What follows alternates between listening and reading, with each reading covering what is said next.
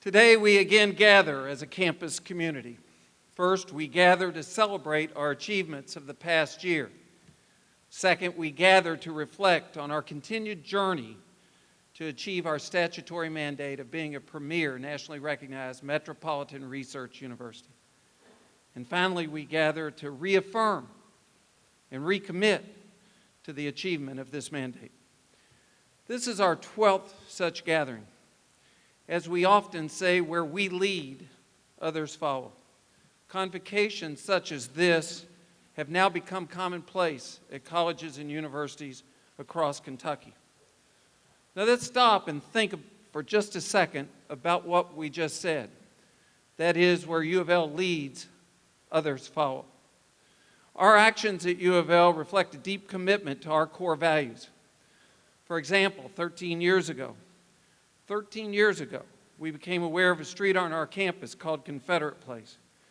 We immediately took campus suggestions for a name change, and in short order, the road's name was changed to Unity Place. Kathleen Smith then obtained a $1.6 million grant to create Freedom Park on the very land upon which a Confederate monument has been located for 110 years. Freedom Park is now a bastion of vignettes of the civil rights history of this community and state, and includes memorials to great civil rights leaders in this community and beyond, including Ann Braden, Dr. Charles Parrish Jr., Dr. Rufus Clement, Dr. Eleanor Young Love, Dr. Joe McMillan, Dr. Lucy Freiberg, Wilson Wyatt. I was fortunate to have Wilson as a mentor. Woodford Porter, also a mentor to me, and Lynn Lehman Johnson. We later added a tribute at Freedom Park to recognize the longstanding leadership of our former dean of the College of Arts and Sciences, Blaine Hudson. And earlier today, we took another step to reiterate our commitment to equality, social justice, and opportunity for all people by renaming Freedom Park for Dr. Charles Parrish Jr., the first African American on our faculty at the University of Louisville, and the first African American to chair a department at a predominantly white institution in the South. Yes,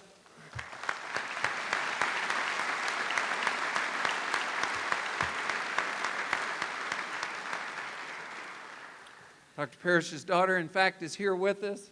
If you would stand and be recognized.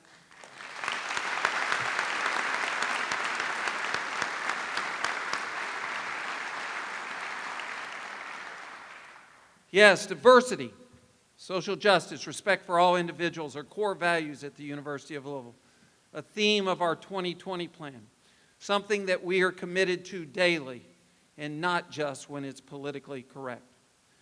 The University of Louisville has been a leader in Kentucky and the South on LGBT issues by being the first public institution to offer health insurance for domestic partners and the first public university to create an LGBT center on our campus. And just this past month, we were selected by to the Campus Pride's top 25 LGBT-friendly list of colleges and universities. That's the top 25 in the country.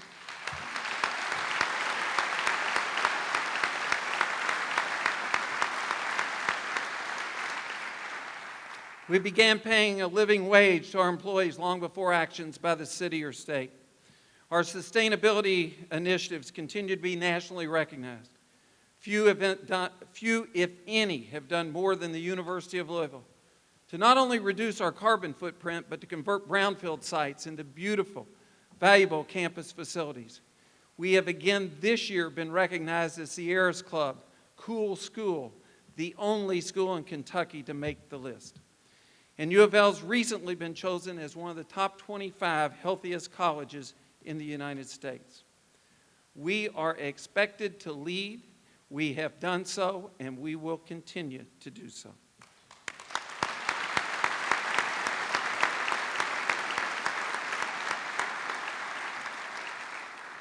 In fact, for the past 12 years, as we have gathered on this day, we've talked about our statutory mandate. Again, in part because we, the University of Louisville, were the leaders in the fight for the passage of the Post-Secondary Education Reform Act of 1997. This legislation, passed 18 years ago, was about the role higher education must play to improve economic opportunity and the quality of life for the people of the Commonwealth of Kentucky by the year 2020. That mandate given to us by the people of Kentucky was for us to literally transform ourselves.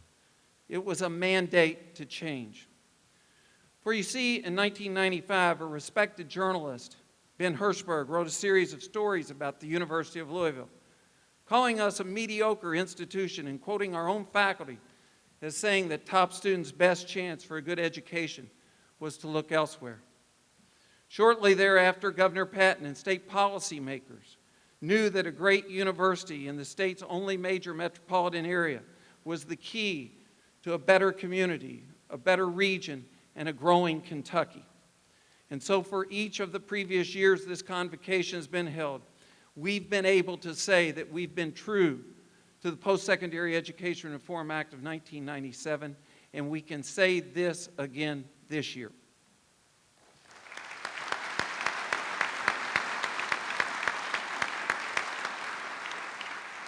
By whatever measure, qualitative, quantitative, it's been another heck of a year for the University of Louisville. A hell of a year for the University of Louisville. Last year, we again saw a record number of students receive their baccalaureate degrees from U of L. We led the state in the number of prestigious Fulbrights, and don't believe the billboard on the interstate. It's not 9, it's 10. And our Amanda Allen, and Amanda's here with us. Where's Amanda? And Amanda Stan, the only Truman Scholar in the state of Kentucky.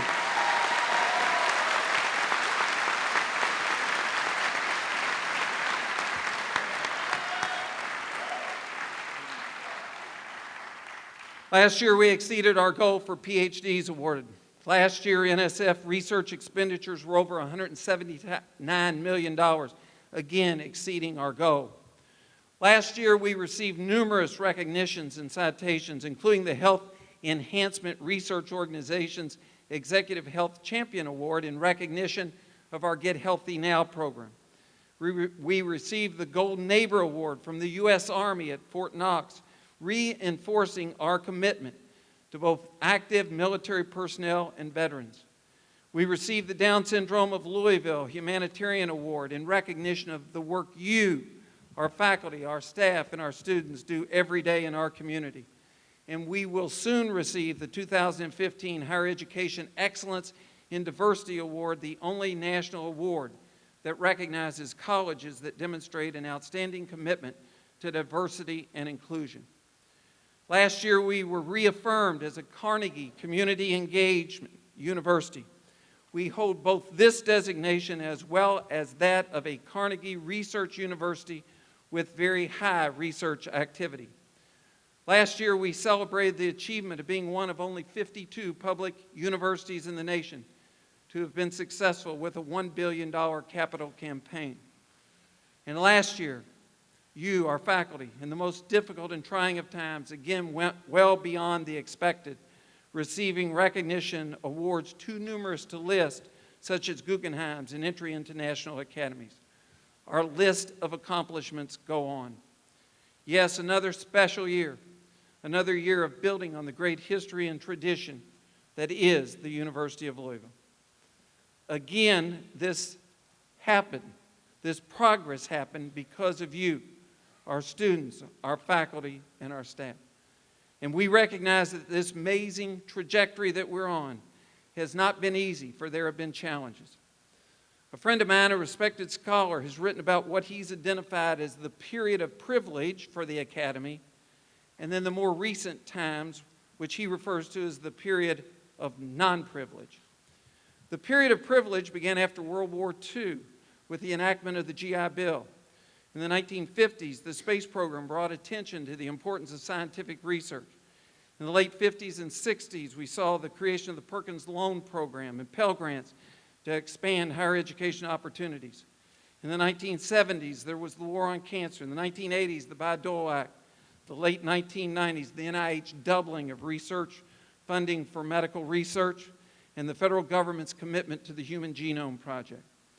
Not only were federal funds and policies focused on expanding the role of higher education, but there were also many state programs that supported higher education. For example, the creation of the Hope Scholarship Program in Georgia helped lead to the earmarking of lottery payments in Kentucky to fund not only merit scholarships, our KEYS program, but also increased funding for need-based scholarships and financial aid programs such as the CAP grant program and the Kentucky Tuition Assistance Grant Program. Governor Paul Patton in Kentucky were recognized as national leaders for the passage of the Post-Secondary Education Reform Act of 1997. Governor Patton's tenure was a golden era for higher education, with Bucks for Brains, Jumpstart funds for research, and funding for new economy initiatives. But it all changed. For higher education has faced financial challenges beginning with the national recession of 2001. A minor recession at the federal level, but a recession with significant and profound impacts in Kentucky as we began to lose many of our best-paying jobs, our manufacturing jobs. The University of Louisville incurred 5 budget cuts as a result of the recession of 2001-2002. And then, of course, the Great Recession, the largest economic downturn in our country's history since the Great Depression. More budget cuts continuing through this past year, a period of non-privilege. We in higher education have seen, in addition to financial challenges, a changing marketplace for both the supply and demand of higher education. Our consumer profile has changed dramatically with returning veterans, with workers displaced due to rapid technological changes, and the emergence of a knowledge-based new economy where human capital and brain power are the most important inputs into the production process.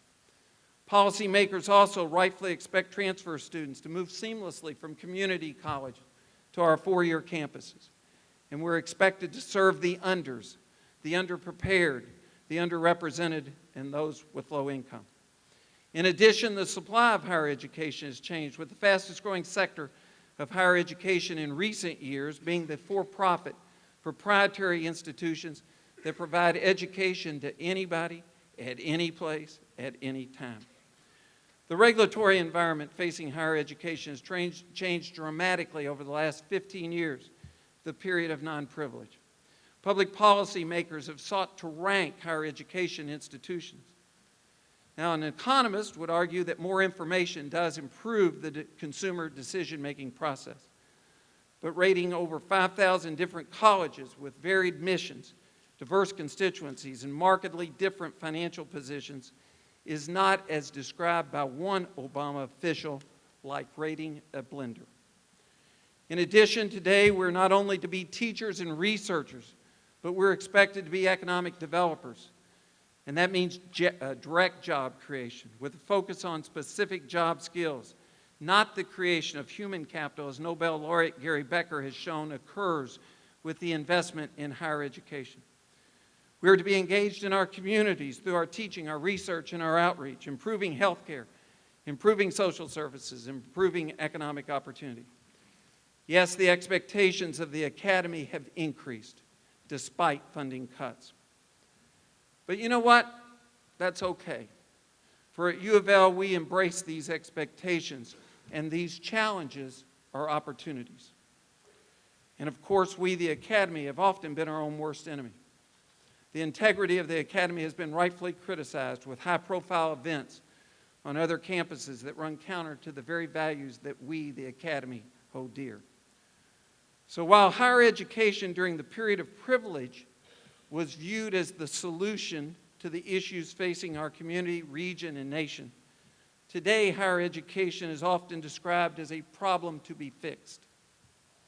Now, on the financial front, let us note today that the 2016 legislative session of the Kentucky General Assembly is a biennial budget session and represents our best opportunity for an increase in state funding in a decade. The university community, all of higher education, must work to communicate to legislative and executive leaders that higher education is indeed the solution to Kentucky's economic, health, and social challenges. For we are an investment in the future of Kentucky, an investment with a great rate of return. And there are reasons for optimism as we face the 2016 legislative session. Our state economy is improving. We're adding jobs.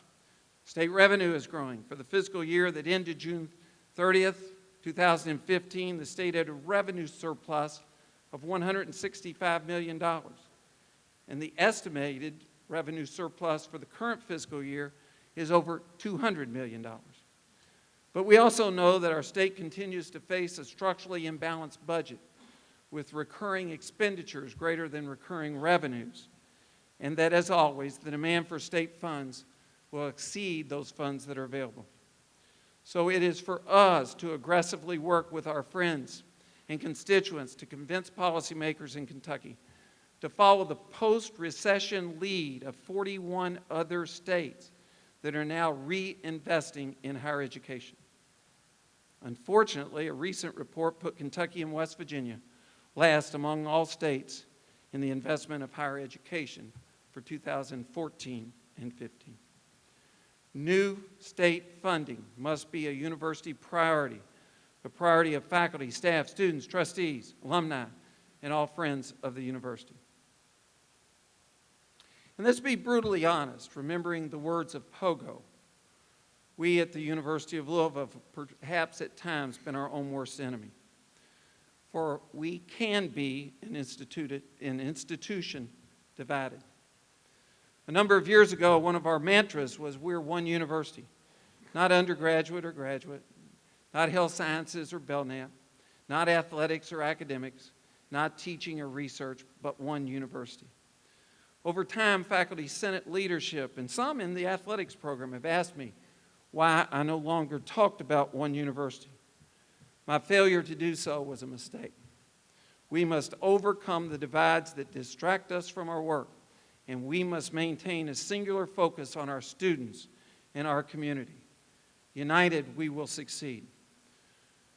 So today I ask the Board of Trustees, the University of Louisville Foundation, the University of Louisville Athletics Association, the University of Louisville Board of Overseers, and the University of Louisville Alumni Association, each with different duties and responsibilities, to never forget we exist to serve our students and our community, and this must be our singular, undivided focus.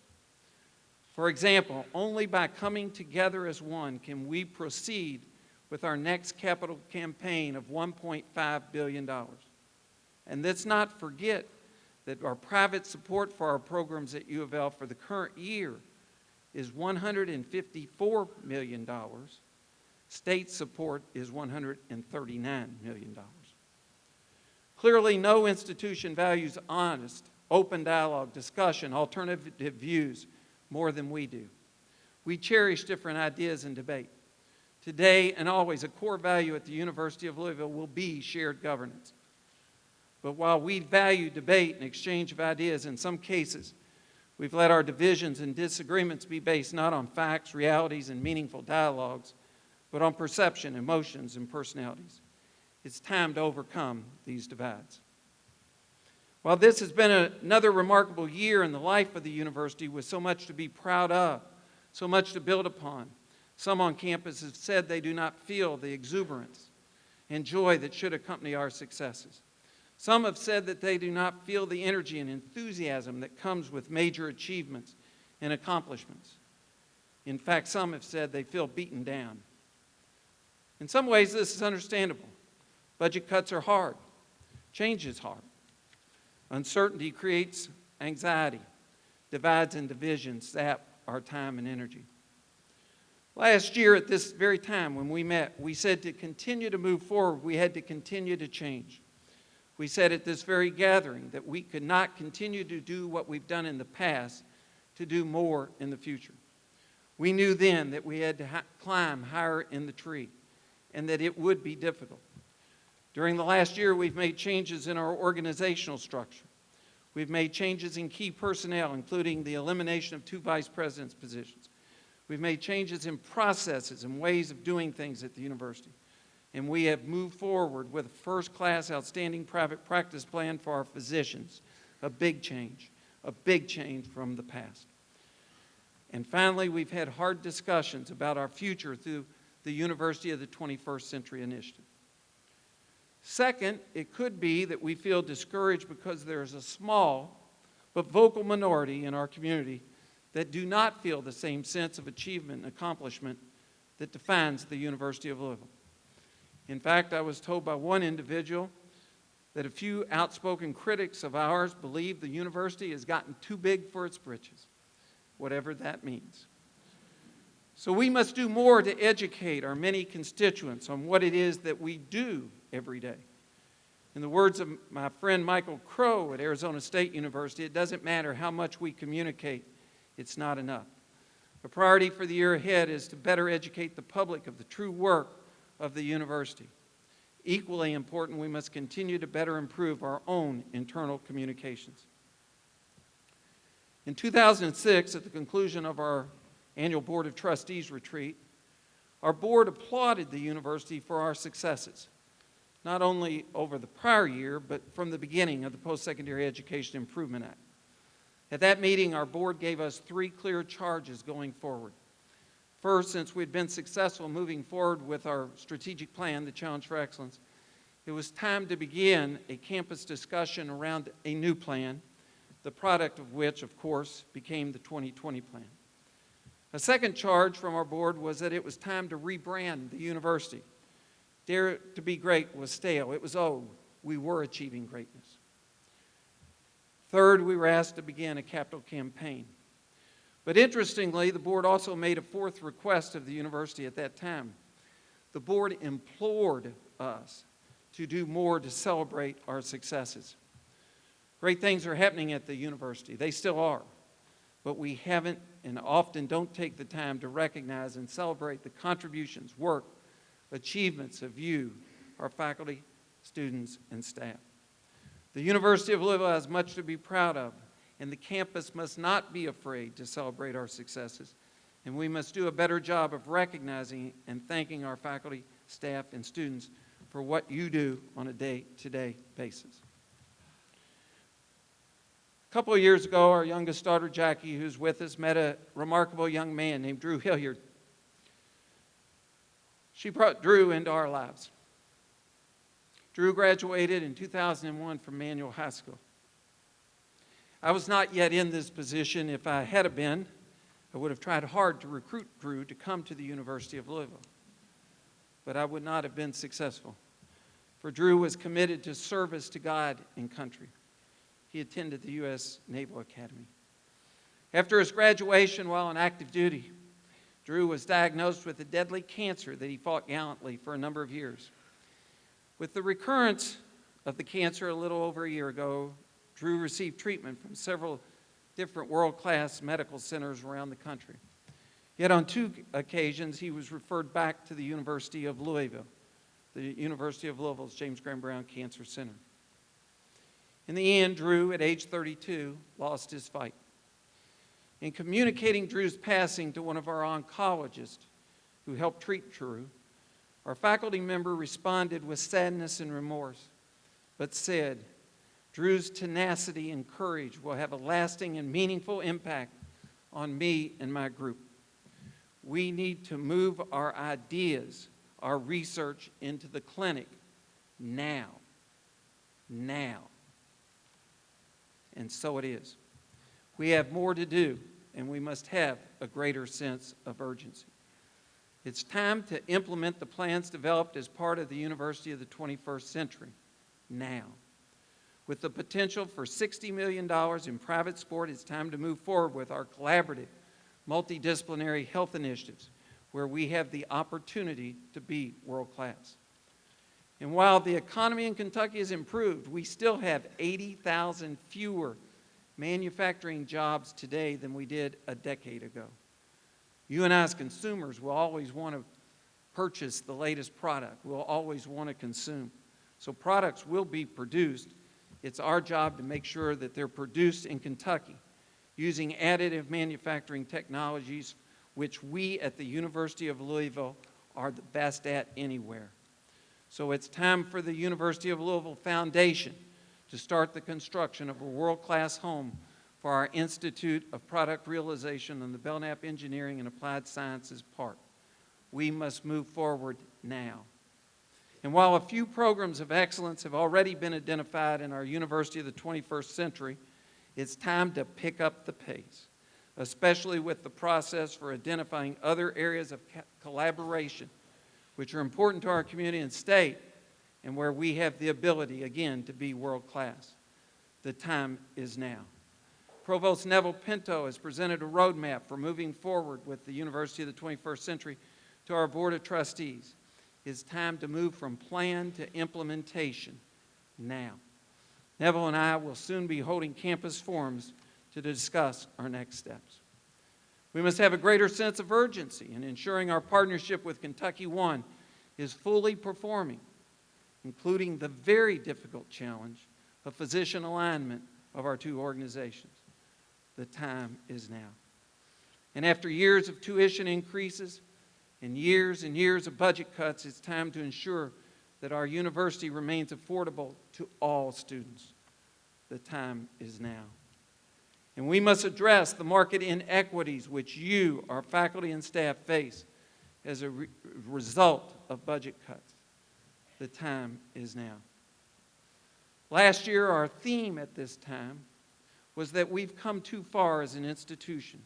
Too many people in our community are counting on us as an institution for us to slow down or to quit.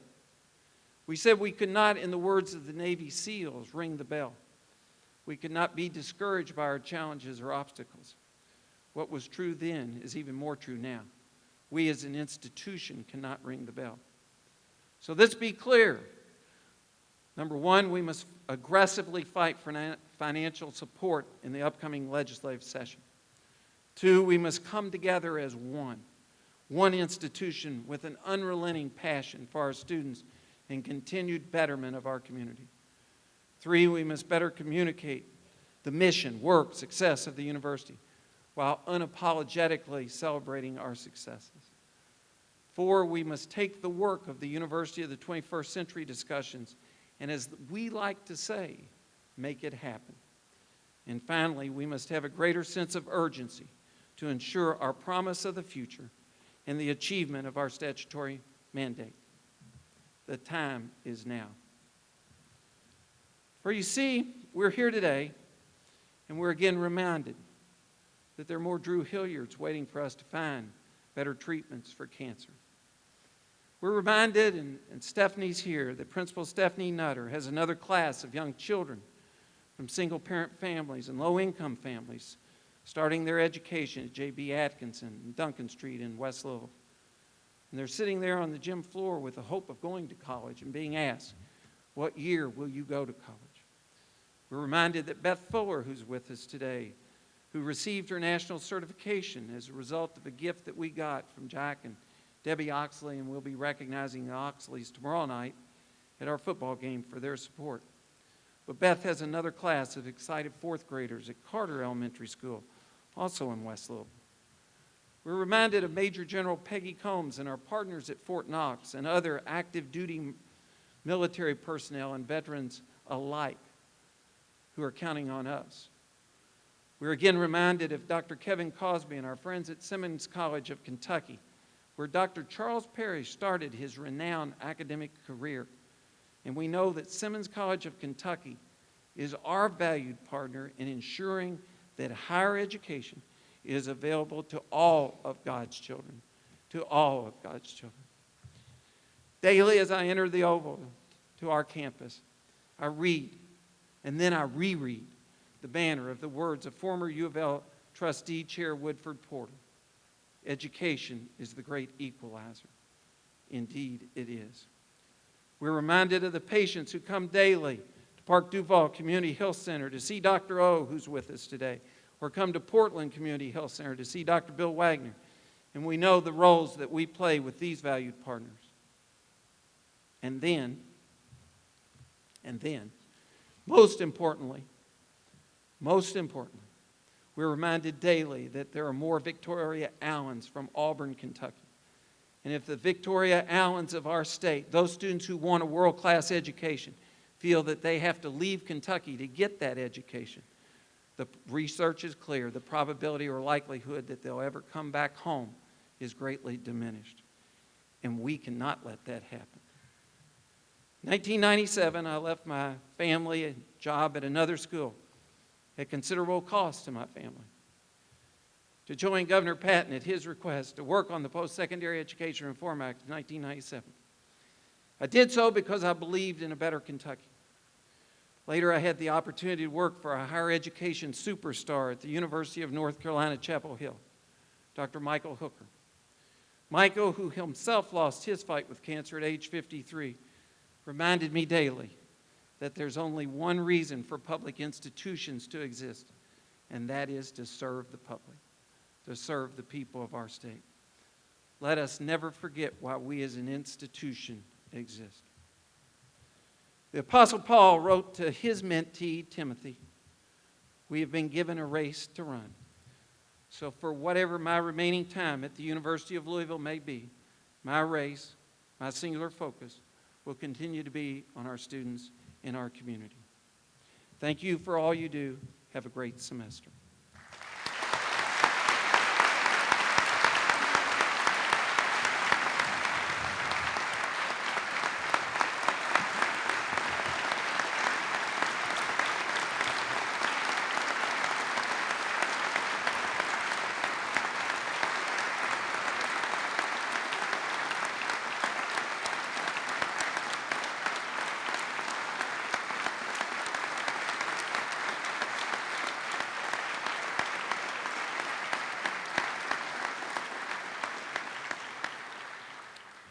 Thank you.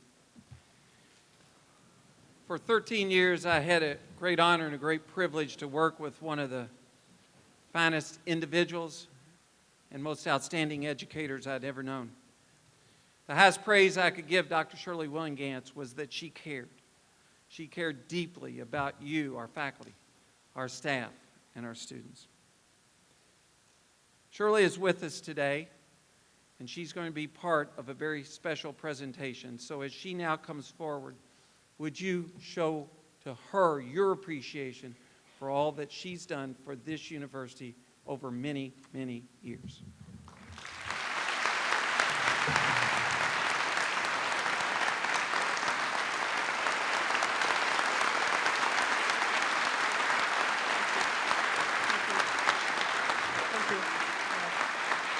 Thank you all.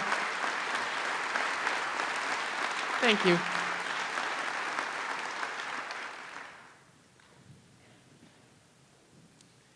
Thank you, President Ramsey. Thank you to all of you. I'm honored to be here and honored to assist with the next part of the ceremony. The highest honor that the president of a University of Louisville can bestow is the Presidential Medal. The Presidential Medal is awarded to organizations and/or individuals who have significantly assisted the University of Louisville in achieving its statutory mandate to be a premier metropolitan research university. During my tenure as provost, several organizations and individuals were awarded the Presidential Medal for their commitment, dedication, and tireless energy that benefited our university and our community. Past recipients include Sam Swope, Sandy Metz Snowden, the Jewish Heritage Fund for Excellence, the WHAS Crusade for Children, COSAR Charities. Today, we are posthumously awarding the Presidential Medal to Drew Hillard. His parents, Frank and Heidi, are with us today to receive this prestigious award on his behalf. I had the privilege of knowing Drew a little bit, and I think that's why Dr. Ramsey asked me to make this presentation today. During his State of the University address, President Ramsey talked about Drew, his service to our country, and his courageous battle with cancer. During the last year of Drew's life, he received treatment from several medical centers around the country, including the University of Louisville's James Graham Brown Cancer Center. Our faculty were touched and inspired by Drew. Because of Drew's life and the life of so many others who have lived so courageously with cancer, our research efforts are strengthened because each thing that we learn helps us expand our knowledge and increases our efforts to help others. Before Frank and Heidi come to center stage to receive the Presidential Medal on behalf of their son, I would like to tell you a little bit more about Drew and his commitment and his service to our community and our country. After graduating from Manual High School, he attended the United States Naval Academy, where he was a member of 13th Company. In 2005, he was commissioned as an officer in the United States Navy. Upon completion of basic intelligence officer training, Drew was assigned to VFA 113, the Stingers, an F-18 squadron based in Lemoore, California. He deployed twice aboard the USS Ronald Reagan in support of Operation Enduring Freedom. In 2009, he transferred to the U.S. Southern Command Headquarters in Miami, Florida. In 2010, after being diagnosed with osteosarcoma, he returned home and was reassigned to the Military Entrance Processing Station here in Louisville. He later transferred to the U.S. Navy Reserve. During his distinguished career, he was the recipient of the Navy Commendation Medal and the Joint Service Achievement Medal, and was twice awarded the U.S. Navy Achievement Medal. These accomplishments are stellar for anyone, but certainly for one as young as Drew. But even more than these things, Drew's life was marked by the thing that mattered most. He made a difference. He made a difference to his comrades in the military, who worked so diligently to keep our country strong and safe. He made a difference to parents, family, friends, significant others, who have all been blessed from the time, long or short, that they knew his love. And he made a difference to the many health professionals who treated him. Don Miller, the director of the Brown Cancer Center, said, "Drew was a true warrior in every sense of the word. His strength and his courage will continue to inspire everyone who got to know him during his battle, and will drive all of us to find better answers for everyone who suffers from this disease." And importantly, Drew will continue to make a difference not only because of who he was, but also because he represents a critical element in our cancer research team. The people whose lives we are honored to touch, and through whom we learn so much, not only about cancer, but about the strength of the human spirit and the capacity for love contained in the human heart. Drew is no longer with us today, but we miss his presence and honor his spirit and his legacy of love by the presentation of the Presidential Medal. Frank and Heidi Hilliard, will you please come forward?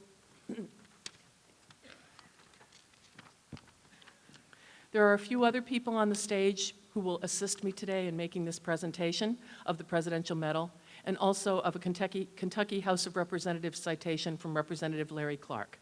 I'd like Jackie Ramsey, Don Miller, the director of the Brown Cancer Center, and Xiao Wu, chair and professor of radiation oncology, to join me.